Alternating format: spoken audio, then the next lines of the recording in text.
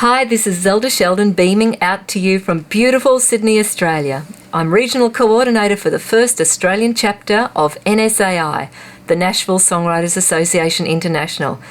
Today it's my absolute pleasure to be speaking with Justin Wilde of Christmas and holiday music and Songcastle music based in Southern California. Justin, you're also known as Mr. Christmas, and your song It Must Have Been the Mistletoe has to date sold over 5 million units. Justin, I must say that I'm very excited to be talking with you. Well, thank you. Okay, so in an industry culture of unsolicited material not accepted, Justin, you graciously allow anyone to submit a holiday song for your consideration, and I should know because I've submitted a couple of songs to you. Thank you very much. And you're welcome. Thank you.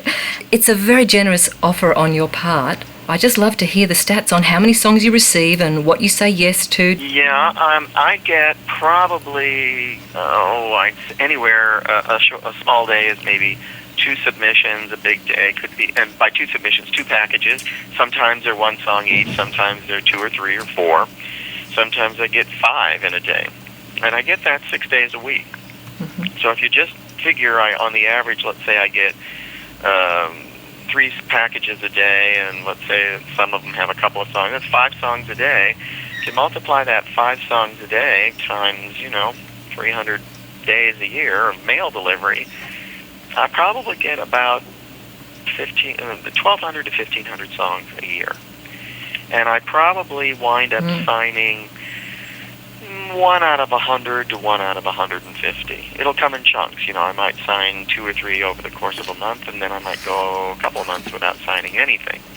Because as time goes on, the bar keeps getting raised higher. When I first started out doing this 15 years ago, and I started out doing this because I was basically promoting my own 2 Christmas songs. The one, It Must Have Been the Mistletoe, the Mandrell and Barbra Streisand cut. And in doing that constantly, I really developed an expertise in it. It was like an obsession to me. Being a marketing major, I knew the value of a holiday copyright. And so we wound up putting in like about 30 or 40% of my music time I devoted to my musical endeavors and plugging my songs, was going just to that one song. And so about 15 years ago is when I had a situation where I don't like to do things for spec projects, and somebody called me up for a little movie that I'd never heard of the director, no named stars in the film, and they needed a rock Christmas song, and I didn't have anything like that. I just had my 2 pop Christmas. And so I sort of shined it on, and it was this movie that no one ever heard of again called Home Alone. So I thought, nice. Well, that was dumb. I should take advantage of these opportunities. And that's when I decided to start, because I'm not real prolific. I really take a song and I can write it and rewrite it until I think it's, really, really honed to perfection. Yeah. And I get people who will email me and go, I've written 500 songs and I have some great and I go, I know this is a lost cause already, So I started accepting other people's Christmas songs about 15 years ago. And when I did, I needed to fill in a lot of niches. So I didn't have a lot of rock, I didn't have a lot of this or that or the other. And so the bar was lower then. Now that I probably have about 200 Christmas songs in the catalog, I don't want it to get much bigger than that. I don't want a catalog of thousands of songs because I wouldn't know them. Most of my songs I can sing because I've worked with them and sent them out there so much and listened to them on a practically daily basis or weekly basis. I know everything, and so when I'm casting, it's real easy to just go through my title list and go, yes, yes, yes, yes, no, no, no, yes, no, yes. So anyway, I probably sign now about 1 out of 100, 1 out of 150. And if somebody sends me something that I have a lot of, it's going to have to be better than what I already have. Some categories I don't have a lot of stuff. So, it may not be to the standards that I require on a great pop ballad or a really wonderful country song, which I have a lot of those. You're going to have to be writing like Brad Paisley to get on that on that bandwagon.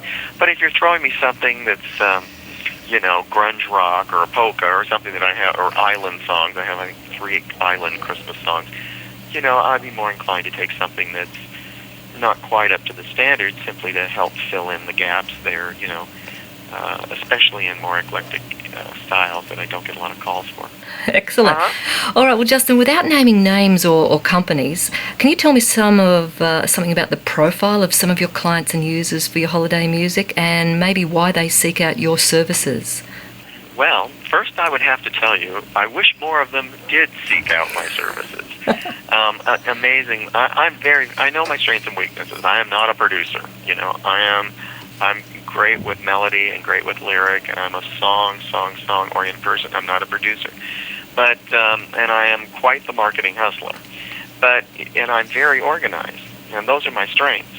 And it does bewilder me how you can send material to the same people year after year after year, and they get a project, and they don't have you in their file. They didn't log you in their, in their email inbox or whatever, and then you call them the following year and go, "Oh, I was trying to find you." I said, "Well, try Google." So I wish they were all.